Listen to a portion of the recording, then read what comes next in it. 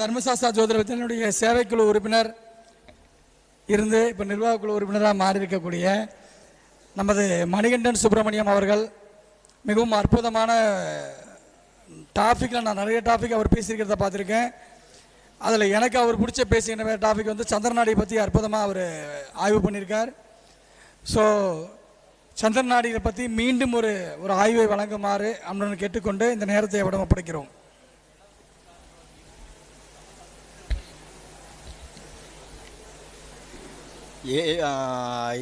எல்லோருக்கும் வணக்கம்.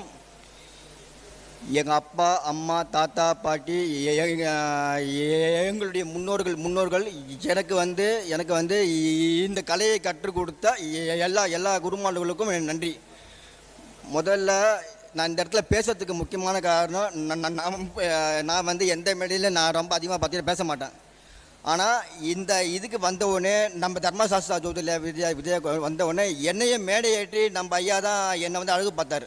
ஸோ இந்த நேரத்தை நான் வந்து முக்கியமான நான் நன்றி சொல்லிக்கிறேன்.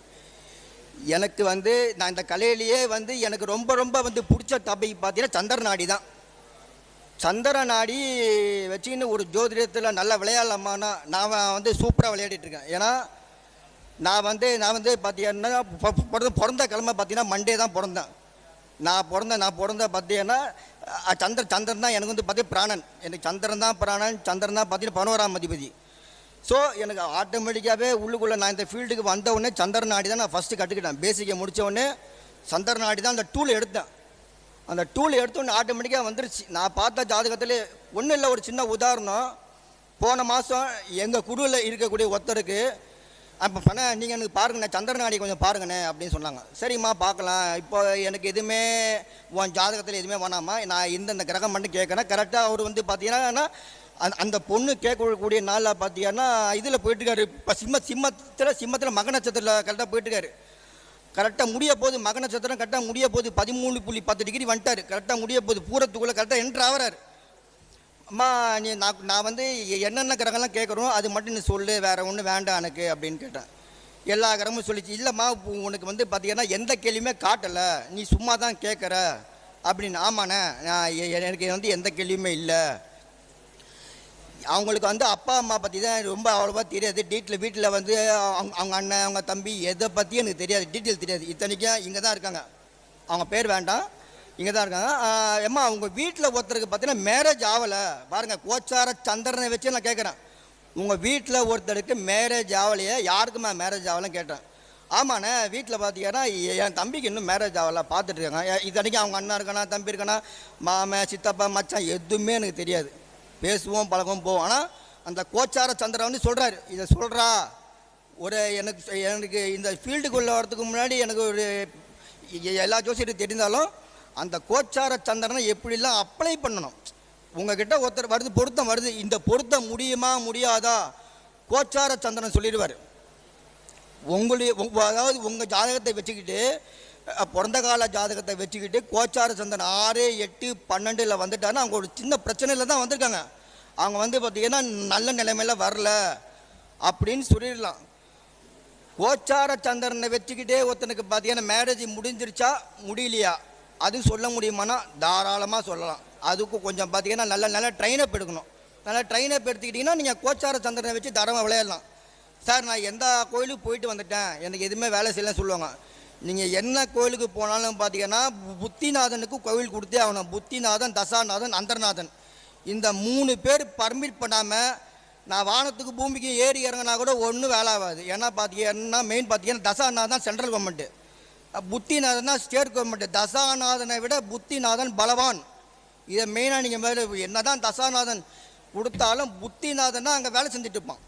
ஸோ நீங்கள் புத்திநாதனுக்கு உண்டான கோயிலில் கொடுத்துடணும். எல்லாத்தையுமே வந்து ஒரு 10 கோயில் கொடுக்கக்கூடாது, ஒரு 4லேருந்து ஒரு 5 கோயில் மேலே அவ்வளோதான், அதுக்கு மேலே கொடுக்கக்கூடாது நீங்கள். ஏன்னா போயிட்டு வரவங்களுக்கு ரொம்ப ரொம்ப ரொம்ப சிரமம் இருக்கக்கூடாது. அம்மா இந்த கோயிலுக்கு போயிட்டு வாங்க. இது வரைக்கும் நான் 2-3 வருஷமாக நான் இந்த ஃபீல்டில் இருக்கேன். ஒருத்தர்கிட்ட கூட நான் வந்து பார்த்தீங்கன்னா யார்கிட்டையுமே பார்த்தீங்கன்னா பரிகாரத்துக்காக நான் பார்த்தீங்கன்னா 1 ரூபா கூட வாங்கினது கிடையாது. ஏன், நமக்கு பின்னாடி ஆணி ரெடியாக இருக்கும். கேது தான் ஆணி ரெடியாக, பின்னாடி ஆணி ரெடியாக இருக்கு. நீங்கள் பரிகாரத்துக்காக பணம் வாங்கிட்டீங்கன்னா அவன் நாளைக்கு யோசிப்பான், சே அந்த ஜோசியர்கிட்ட நம்ம போனோம், 10,000 ரூபா பணம் வாங்கிட்டாரு, எதுவுமே நடக்கலைன்னா அந்த ஆணி நம்ம மண்டையில் அடிக்க போகிற கேது அடிக்க போகிறாருன்னு அர்த்தம். ராகு கேது மேலே ஒரு கோச்சார சந்திரன் நீங்கள் போகும்போது கோயில் பரிகாரம் குடிக்கணும்னா நீங்கள் ஆத்மாத்மா உள்ளன்போடு போய் பண்ணணும். சும்மா போய் கடமைக்கு போய் பண்ணிட்டு வந்தீங்கன்னா வேலை செய்யாது. ஏன்னா இப்போ பாருங்கள், ஏன்னா நீங்கள் எந்த பரிகாரத்தையும் பார்த்தீங்கன்னா மெயினாக தடுக்கக்கூடிய சக்தி யாருக்கு இருக்குன்னா செவ்வாய்க்கு தான் இருக்குது.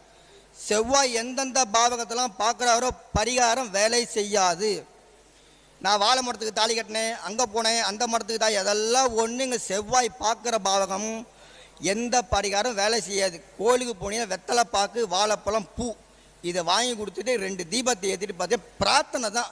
உங்களுடைய உள்ளன்போட அதே மாதிரி கேதுக்கும் சரி, செவ்வாய்க்கும் சரி, கேதுக்கும் சரி, பரிகாரத்தை கட் பண்ணி விட்ருவாங்க. எத்தனை கோயிலுக்குள்ளே இறங்கினாலும், நானே உதாரணம், என்னுடைய 7ஆம் பாவத்தை செவ்வாய் பார்க்குறாரு.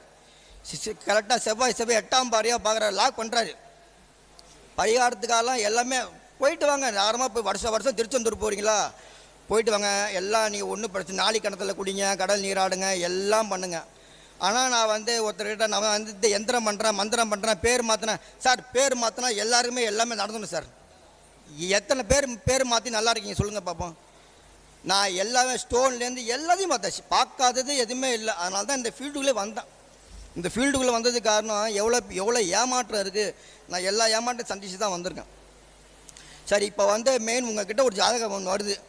ஒருத்தருக்கு பார்த்தீங்கன்னா மேரேஜ் ஆகலை, இல்லை ஒருத்தர் உங்ககிட்ட வராங்க. கோச்சார சந்திரன் எங்கே போயிட்டுருக்கு பாருங்கள். 6ஆம் பாவத்தில் போயிட்டுருக்கா, 6ஆம் பாவத்தில் என்ன சாரத்தில் போயிட்டுருக்கு, அது கரெக்டாக பார்த்தீங்கன்னா எந்த அதிபதி பார்க்குறாரு பாருங்கள்.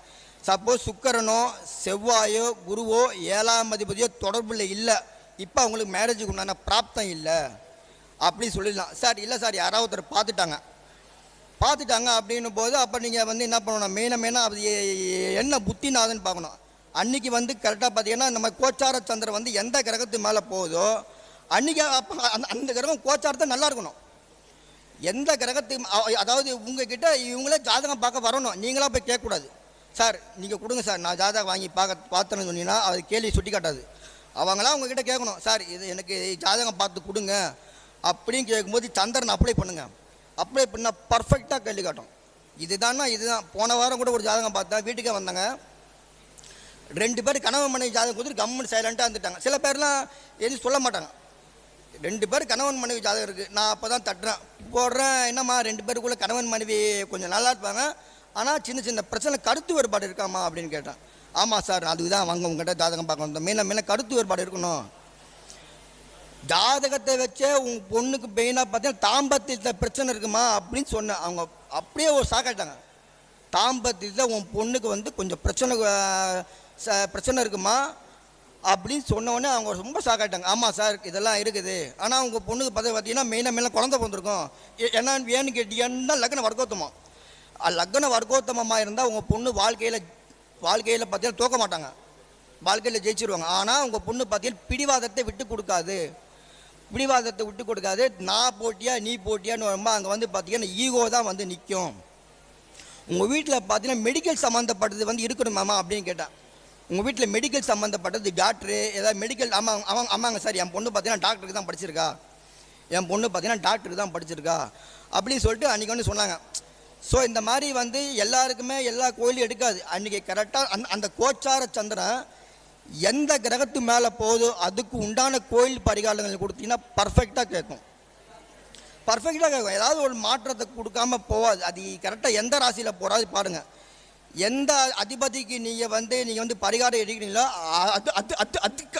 அதுக்கு நேர் 7ஆம் மணி கிடக்கூடாது சார். சப்போஸ் நேர் 7ஆம் மணி கெட்டு போச்சு, நீசம் ஆகி போச்சு சார், நீசம் அஸ்தமனம் திதிசூன ஆகி போச்சுன்னா பரிகாரங்க வேலை செய்யாது. நீங்கள் கொடுக்குறது வேஸ்ட். இல்லைம்மா, நீங்கள் சாதாரணமாக உங்களுடைய குலதெய்வ கோயிலுக்கு போயிட்டு வாங்க. ஒன்றும் இல்லை. இப்போ பாருங்கள், மேஷராசியில் அஸ்வினி நட்சத்திரத்தை இருங்க. மேஷராசியில் அஸ்வினி, சிம்மராசியில் மகம், அதுக்கடுத்து பார்த்தீங்கன்னா நம்ம இந்த சுந்த நட்சத்திரம் 3 நட்சத்திரம் தனுசு. இந்த நட்சத்திரத்தில் லக்கணம் இருந்தாலும் சரி, லக்கணாதிபதி இருந்தாலும் சரி, சந்திரன் இருந்தாலும் சரி, அவங்களோட மெயினாக பார்த்தீங்கன்னா பூர்வீக தோஷம் கட்டாயம் உண்டு, குலதெய்வ பிரச்சனை கட்டாயம் உண்டு. யாராவது இருக்கீங்களா? சிம்மராசி மக நட்சத்திரம், மேஷராசி அஸ்வினி நட்சத்திரம், தனுசு ராசி 3 நட்சத்திரம், யார் இருந்தாலும் சரி அவங்களுடைய 2லேருந்து 3 தலைமுறையாக பார்த்தீங்கன்னா குலதெய்வ வழிபாடு டோட்டலாக விட்டு போயிருக்கும். இல்லைன்னா அவங்க ஏதாவது மாற்றி கும்பிடுவாங்க. இதெல்லாம் சொல்ல முடியுமானா மெயின் ஜாதகத்தை பார்த்து தாராளமாக சொல்லலாம்.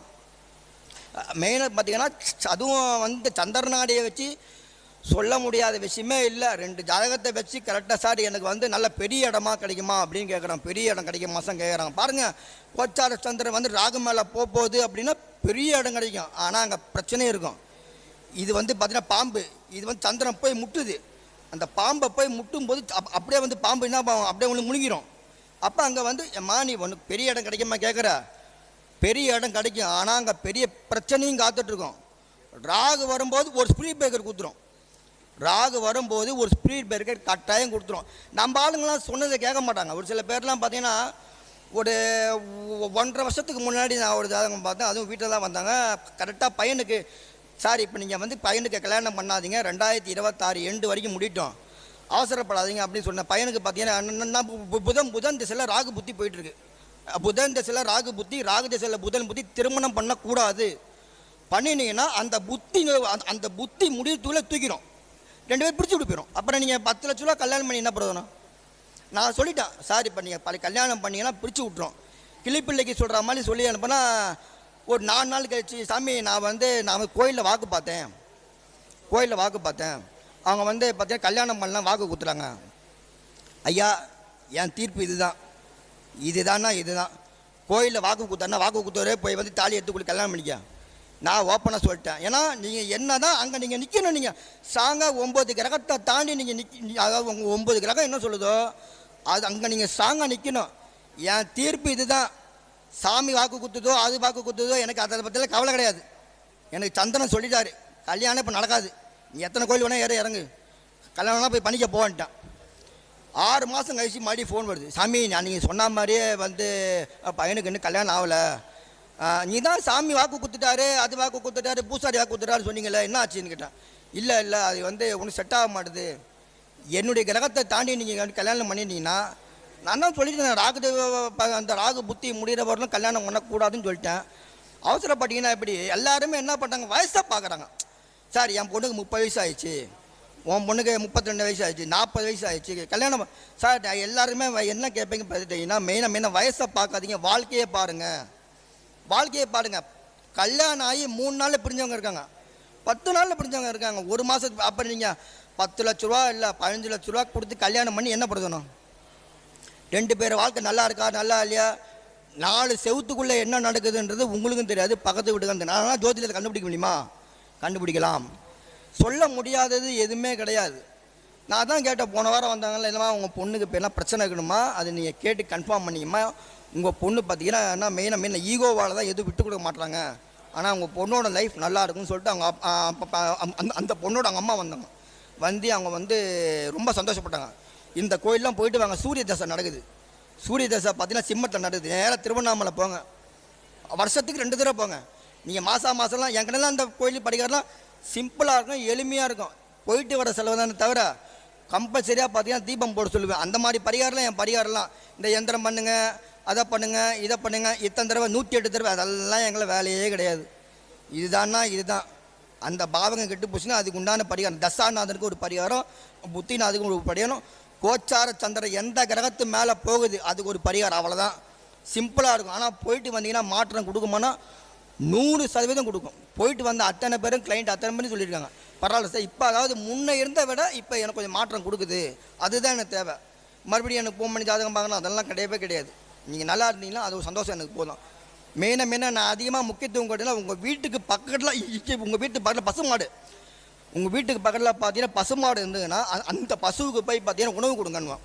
நம்ம ஆளுங்க என்ன பண்ணுறாங்க, பசுவுக்கு உணவு கொடுக்குறாங்க. நேராக நாத்தியம் போய் கடைக்கு போய் என்ன பண்ணுறாங்க, பீப் பிரியாணி போய் சாப்பிட்றாங்க. அப்போ நீ பசுவுக்கு உணவு கொடுத்து என்ன பிரயோஜனம்? நேராக பசுவுக்கு உணவு கொடுத்து என்ன பிரயோஜனம்? ராமேஸ்வரம் போகிறாங்க.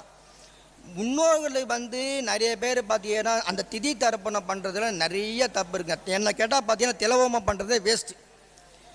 யாராவது ஒருத்தர் நான் பண்ணி பார்த்தீங்கன்னா திலவோமம் பண்ணி நல்லா இருக்குன்னு யாராவது சொல்ல முடியுமா? நான் சவால் வர்றேன், ஓப்பனாக சவால் வரல, லைவ் போய்ட்டுருக்கு. ஒருத்தன் கூட நல்லா இருக்குன்னு சொல்ல முடியாது. நீங்கள் பண்ணுற அந்த பிண்ட தர்ப்பணத்தில் நேராக என்ன பண்ணி கடலில் போய் கிடைக்கிறீங்க, அந்த கடலில் மீன் இருக்கா, மீன் சாப்பிடுமா? அந்த மீன் சாப்பிட்டீங்கன்னா அதே மீன் தானே நீங்கள் ஞாயிற்றுக்கிழமை மணிக்கு வச்சு கவுத்துட்டு சாப்பிட்றீங்க. அந்த பிண்டை யாருக்கு வருது?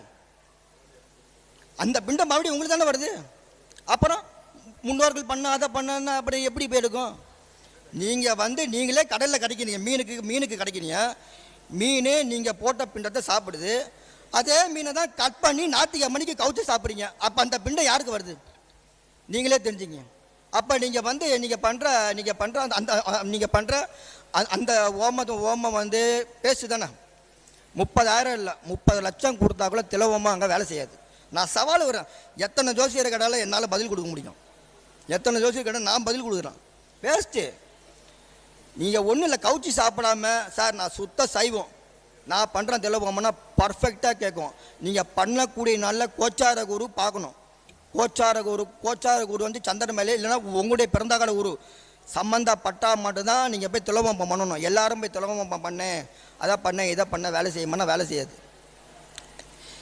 உங்கள் வீட்டுக்கு பக்கத்தே குளக்கரை இருக்குது. எந்த குளக்கரைனாலும் அப்போ அங்கே பார்த்தீங்கன்னா மீன் இருக்குமா இருக்காதா?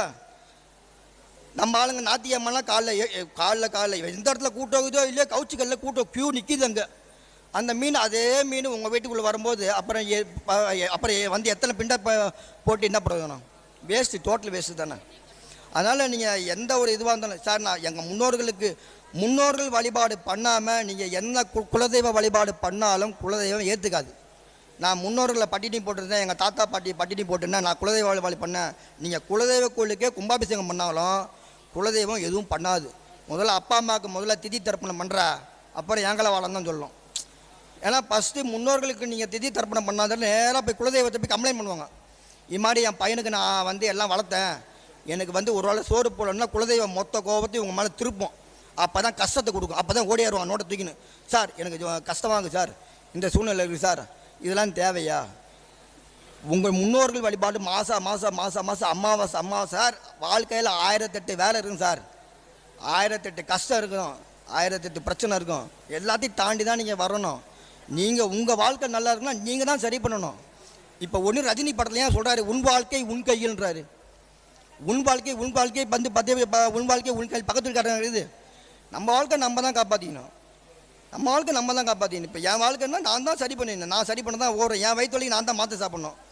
சில பேர் கோயில் கேட்பாங்க, சார் என் பையன் அங்கே இதில் சிங்கப்பூரில் இருக்கான், அமெரிக்காவில் இருக்கான், போயிட்டு வாங்கம்மா தாராளமாக. பாதி பழம் தான் கொடுக்கும். பாதி பழம் அப்பா அம்மாக்கள் பாதி பழம் கொடுக்கும். ஆனால் சம்மந்தப்பட்ட ஆள் போகும்போது அங்கே வேலை செய்யும். ஏன்னா மெயின் யாருக்கு கர்மாக்குது? சம்மந்தப்பட்ட ஆள் தான் கர்மாக்குது. ஒருத்தர் கூட போன வாரம் ஒரு 2-3 வாரத்துக்கு கூட முன்னாடி பார்த்தீங்கன்னா அந்த குழந்தை பிறக்கிறதுக்கு நான் அந்த டேட் பிடிச்சி விட்டேன்.